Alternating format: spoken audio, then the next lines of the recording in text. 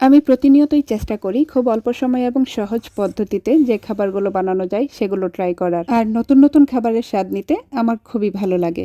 কি খবর সবার, কেমন আছেন? কিছুদিন যাবৎ ভিডিওতে ভয়েস দিতে পারছি না বা সুযোগ পাচ্ছিলাম না ভয়েস দেওয়ার, কারণ ভিডিওতে ভয়েস দেওয়ার জন্য নিরিবিলি একটা পরিবেশের প্রয়োজন পড়ে। সেই সুযোগটা হচ্ছিল না, তাই ভয়েস ছাড়াই ভিডিওগুলো আপলোড দিচ্ছিলাম।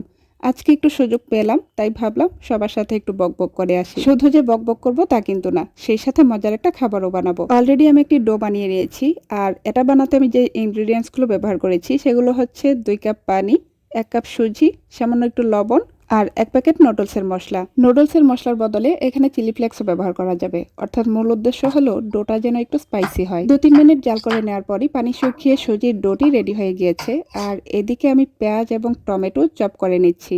কুচি করে নেওয়া যাবে না, একটু ছোট ছোট টুকরো করে যতটা সম্ভব কেটে নিতে হবে। কড়াইতে পর্যাপ্ত পরিমাণে তেল দিয়ে চপ করে কেটে রাখা পেঁয়াজ এবং সেই সাথে পর্যাপ্ত পরিমাণে লবণ দিয়েছি, কিছু কাঁচামরিচ কুচি দিয়েছি।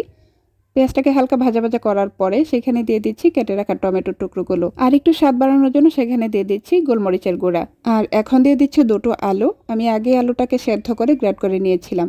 এখন সবকিছু ভালো করে মিশিয়ে একটি পুর রেডি করে নেব। এই পুরটাই এই খাবারের স্বাদের ম্যাজিক। এদিকে আমার সুজির ডো ঠান্ডা হয়ে গিয়েছে। এখন হাতে কতক্ষণ মধ্যে নিয়ে সুজির ডোটাকে একদম সফট করে নিতে হবে। এখন হাতে একটু তেল মালিশ করে সম্পূর্ণ ডো থেকে অল্প অল্প ডো নিয়ে প্রথমে গোল করে তারপর একটি বাটির শেপ দেব। মাঝখানে বানিয়ে রাখা পুর দিয়ে আবার মুখটি সিল করে একটি বলের আকৃতি দেব।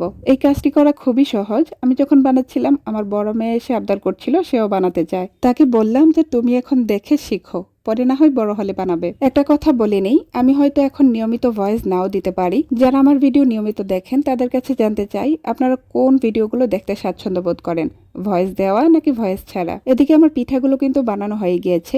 এখন রাইস কুকারের স্টিমারে আমি হালকা একটু তেল ব্রাশ করে নিয়েছি, আর এখানে একে একে সুজির বলগুলো দিয়ে দিচ্ছি। একটু দূরত্ব বজায় রেখে দিতে হবে, তা না হলে ভাপে একটার সাথে আর একটা লেগে যেতে পারে। রাইস কুকারে পানি বসিয়েছিলাম আগেই, পানিটা ফুটে আসার পর সেখানে পিঠাগুলোকে 10 মিনিট স্টিম করে নিয়েছি। এখানে কিন্তু শেষ না, এখন কড়াইতে দিয়ে দিয়েছি সামান্য একটু তেল, সেই সাথে অল্প একটু মরিচের গুঁড়া আর অল্প কিছু কালো জিরা। তেলটা গরম হয়ে আসার পর একে একে সুজির বল পিঠাগুলো দিয়ে দিচ্ছি।